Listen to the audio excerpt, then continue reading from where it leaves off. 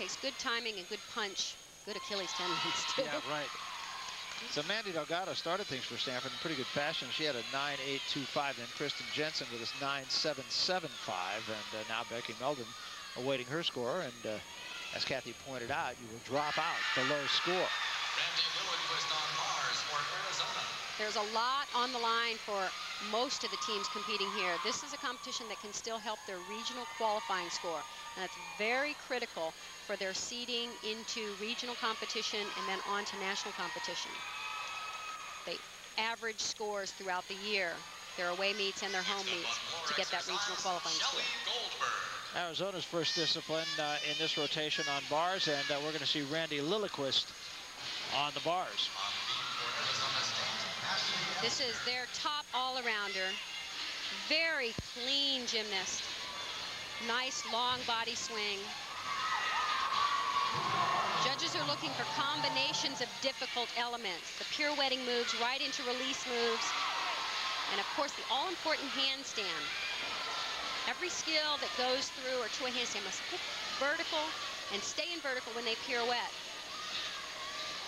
A nice job, a little past vertical on that last skill, but beautiful form throughout the routine. Teammates liked it.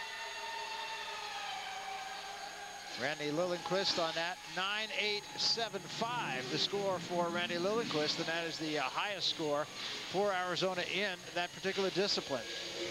I'm off from Randi. With that, we'll jump away. We're coming back to the Pac-10 Women's Gymnastics Championship here at Maples Pavilion right after this. We welcome you back to Maples Pavilion. We are in the first rotation. These are the Pac-10 Women's Championships. We're going to go over to the beam right now in that first rotation. Arizona State starting on beam. This is the 5th competitor on beam, Rhonda Robinette of ASU. At a 10 on this event.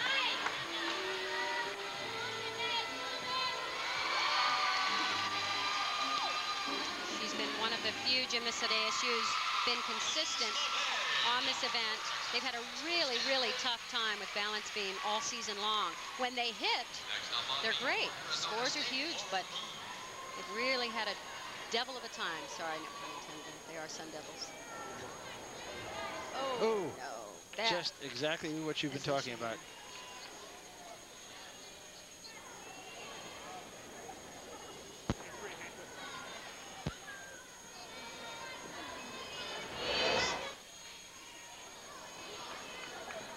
She's very, very cautious. You can tell it's not taking things fully, and it's a funny event. You have to be very aggressive and go after all the skills. Cannot get tentative on this event. And yet you're on 4 inches. That's it. 4 feet off the ground. And if you have any nerves, it's very difficult at times to learn to compete with them. So a tough routine for Rhonda Robinette. Going to the floor exercise now, and this is the final competitor for Stanford in floor X in this first rotation, Lindsay Wing. Talked about her in the open of the show. Fine gymnast. Great year last year. Having another very, very strong year. Very focused, determined gymnast. Cypress, Texas, just a sophomore at Stanford.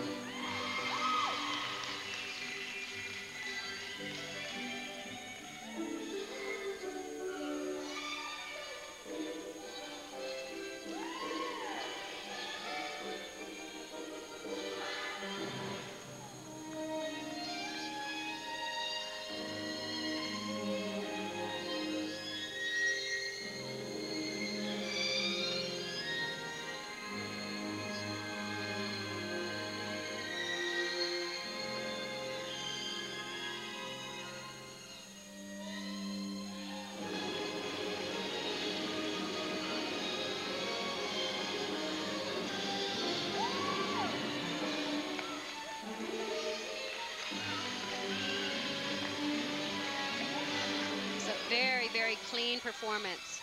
Beautiful lines. Very nice form. And that'll do well for Stanford. Former national team member, really showing her experience. Good, solid training. And she's learning how to pace herself in college, too. So many of the elite gymnasts, they're not used to competing as often as you do in college. You really have to learn to pace yourself, and she's trying to peak for nationals. She knows that will be best for her and best for her team.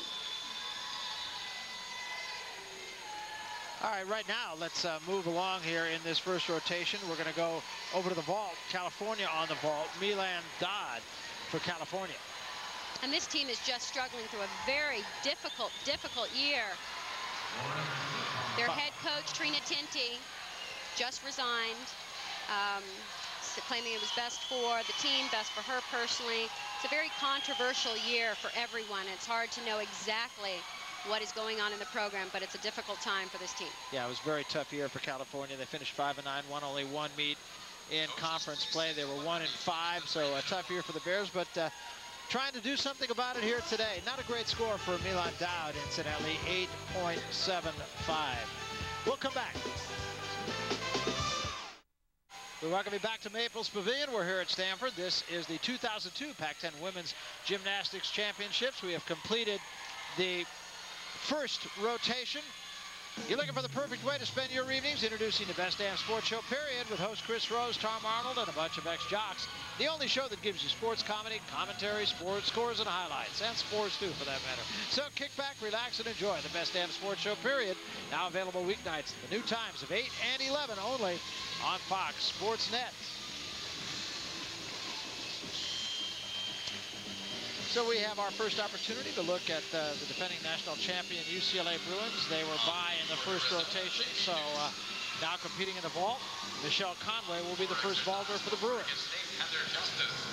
This is a very strong event for a very strong team, so they really don't have a weak event.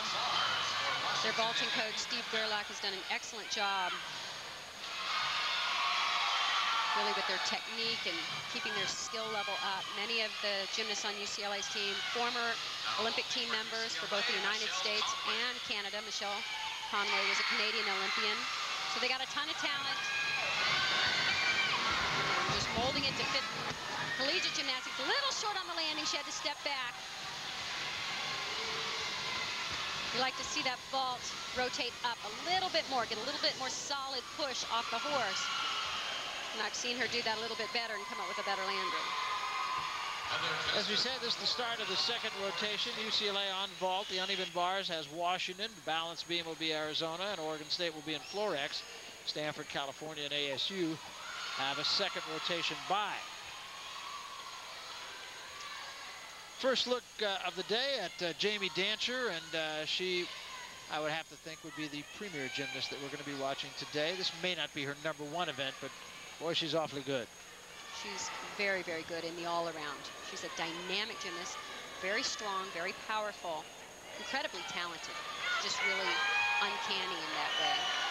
Got a lot of air awareness, air sense, in terms of her flipping and twisting like a cat. Knows right where she is, can almost always come up with a good landing.